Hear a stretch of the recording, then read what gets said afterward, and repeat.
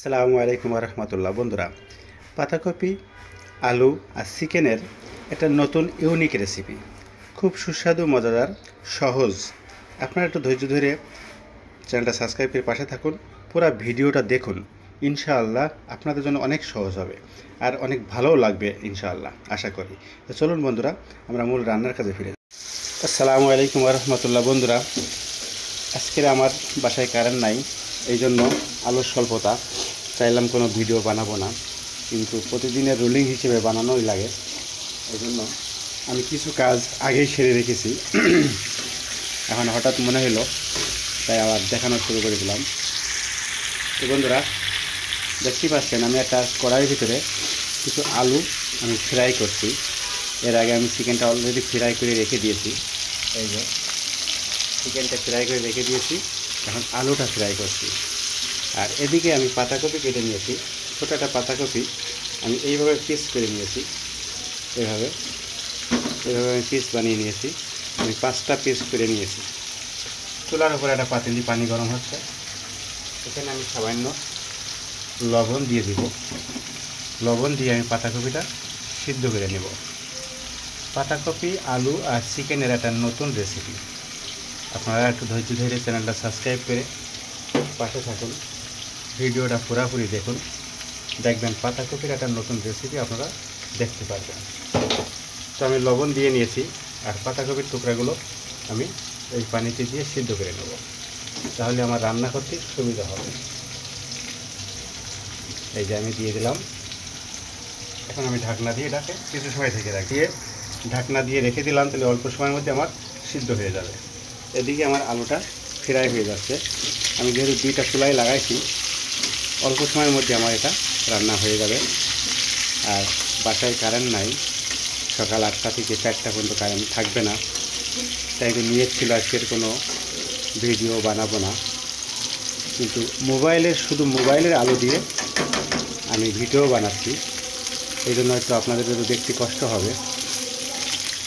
তো বন্ধুরা, নতুন একটা রেসিপি আপনাদের না দেখিয়ে আমি থাকতে পারলাম না, এই জন্য আমি দেখাচ্ছি। তো আপনারা ধীরে ধীরে পুরো ভিডিওটা দেখেন, ইনশাআল্লাহ অনেক ফায়দা হবে। তো বন্ধুরা, দেখছেন আমার আলুটা খুব সুন্দর লাল লাল করে ভাজি হয়ে গেছে। এখন আমি আলুটা উঠাই নিব। বন্ধুরা, আমি চুলাটা অফ করে দিয়েছি, আমার পাতাকপি সিদ্ধ হয়ে গেছে। আসলে মূলত সিদ্ধ অপরিমাণ করার ইচ্ছা ছিল, যে এর একটা কাঁচা স্মেল আছে, এটা মিটে যেত, আর এর ভিতরে যদি কোনো পোকা টোকা থাকে বের হয়ে যেত। সেই জন্য আমি অতটুকু পরিমাণ সিদ্ধ করে নিলাম। আর এটা আমি টুকরা করে নিয়েছি, এটা কোনো বাদ দিছি না, এই জন্য কিছু ছড়িয়ে গেছে, ছড়িয়ে ছিটে যাক, অসুবিধা নেই। আমি পানি ঝরিয়ে নিব, নিয়ে আমি এটা আবার একটু তেলে ফ্রাই করব হালকা, তাহলে এটা খাওয়ার জন্য খুব একটা সুস্বাদু হবে। বন্ধুরা, আমি পানি ঝরিয়ে নিয়েছি। আমি এখন এই তেলের ভিতরে আমি পাতাকপিটা ফ্রাই করব।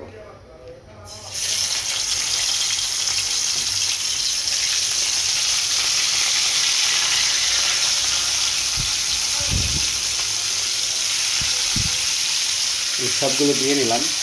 হালকা একটু তেলে ফ্রাই করলে খুব সুন্দর একটা স্বাদ আসবে এবং ফ্লেভারটা খুব সুন্দর লাগবে, এই জন্য আমি হালকা ফ্রাই করে দিই। বন্ধুরা, আমি পাতাকপিটা উল্টা পাল্টা করে ফ্রাই করে নিচ্ছি, খুব বেশি ফ্রাই করা লাগবে না। এটা একটা সুঘ্রাণ চলে আসছে, এখন আমি এটা উঠাই নেব। এইভাবে পাতাকপি যদি ভাজি করে বড় বড় পিস করে রান্না করা হয়, কী পরিমাণ স্বাদ হবে এটা শুধু আপনাদেরকে আমি দেখাইতে পারবো, শুধু বোঝাইতে পারবো না। অবশ্যই ট্রাই করবেন একদিন, তো বুঝতে পারবেন। তো আমি এখন এগুলো উঠাই নেব। তো বন্ধুরা, রান্না শুরু করব।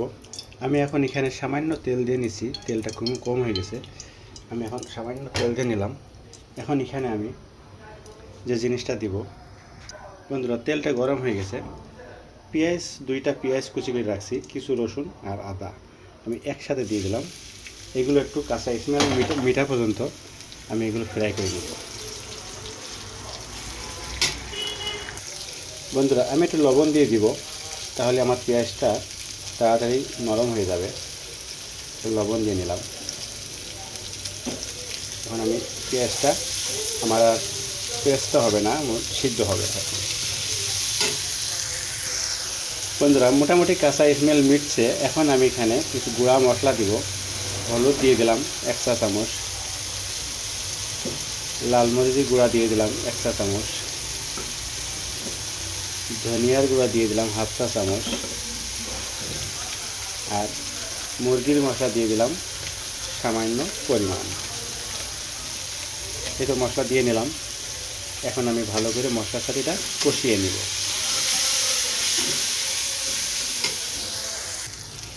বন্ধুরা সামান্য পানি দিয়ে দিচ্ছি, তাহলে তাড়াতাড়ি সিদ্ধ হয়ে যাবে। সামান্য পানি দিয়ে দিলাম, তাহলে পেঁয়াজটা তাড়াতাড়ি গলে যাবে। এখন আমি সামান্য সময় ঢাকনাতে ঢেকে রাখবো, তাহলে তাড়াতাড়ি সিদ্ধ হয়ে যাবে। বন্ধুরা আমি ঢাকনাটা খুলে নিলাম। আমার মশলাটা একেবারে পারফেক্ট হয়ে গেছে, তেল ছেড়ে দিছে। এখন আমি এখানে 2টা টমেটো ফালি করে রেখেছি, এগুলো দিয়ে দিলাম। টমেটোটা আমি মশলার সাথে মিক্স করে টমেটোটা আমি সিদ্ধ করে নেব। সামান্য সময় ঢাকনা দিয়ে ঢেকে রাখলে এটা সিদ্ধ হয়ে যাবে। অল্প সময়ের জন্য আমি এটাকে ঢেকে রাখব। বন্ধুরা আমি ঢাকনাটা খুলে নিলাম। আমি যে টমেটো দিয়েছিলাম সিদ্ধ করার জন্য, টমেটো একদম মশলার সাথে গলে গেছে, দেখতেই পাচ্ছেন কী অবস্থা। সামান্য একটু পানি দিয়ে নিলাম, যাতে নিচে লেগে না যায়। আমার মশলাটা খুব সুন্দরভাবে কুক হয়ে গেছে। এখন আমি এখানে আলু আর চিকেনটা ফ্রাই করে রাখছি, সেটা দিয়ে দিলাম। আলু আর চিকেনটা আমি মশলার সাথে কিছু সময় একটু মিলিয়ে নিব। সামান্য সময় ঢাকনা দিয়ে আলু আর চিকেনটা এই মশলার সাথে সিদ্ধ করে নেব। তারপরে পানি দিব।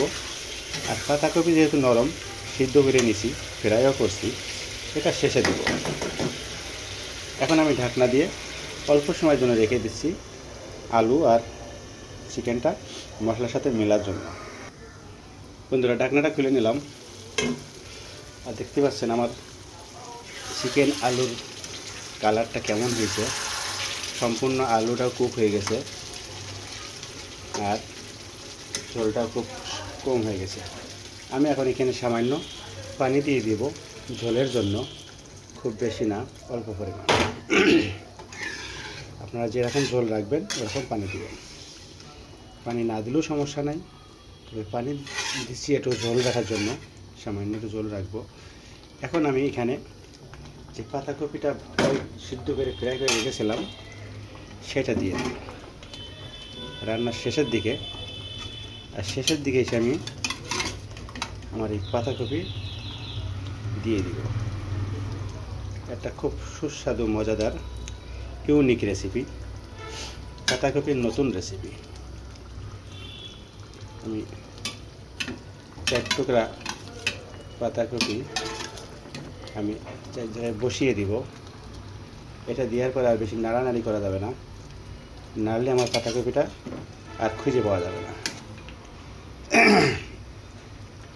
তো বন্ধুরা এই পাতাকপির ইউনিক রেসিপিটা আপনাদের কাছে যদি ভালো লাগে অবশ্যই ট্রাই করবেন, বন্ধুদের কাছে শেয়ার করবেন। খেয়ে ভালো লাগলে অবশ্যই কমেন্টে জানিয়ে দিবেন, আর হক্কানি কিচেনের জন্য দোয়া করবেন। এখন সামান্য সময় জাল করব, ইনশাল্লাহ হয়ে যাবে। বন্ধুরা একেবারে শেষ সময় আমি 4টা কাঁচামরিচ দিয়ে দিচ্ছি। কাঁচামরিচটা সিদ্ধ হয়ে গেলে খুব সুন্দর একটা স্বাদ লাগবে। আর সামান্য ধনেপাতা আমি ছিটাই দিচ্ছি। আমার রান্না শেষ।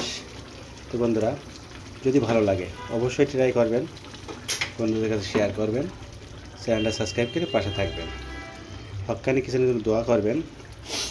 আল্লাহকে সর্বসময় ভয় করতে হবে, আর খানা অপচয় করা যাবে না। তো বন্ধুরা বিদায়, দেখা হবে আবার ভালো কোনো একটা রেসিপি নিয়ে। যারা আমার ভিডিওটা পুরোপুরি দেখছো তাদেরকে ধন্যবাদ আর শুকরিয়া, আলহামদুলিল্লাহ। দেখা হবে আবার। আসসালামু আলাইকুম ওয়া রাহমাতুল্লাহ।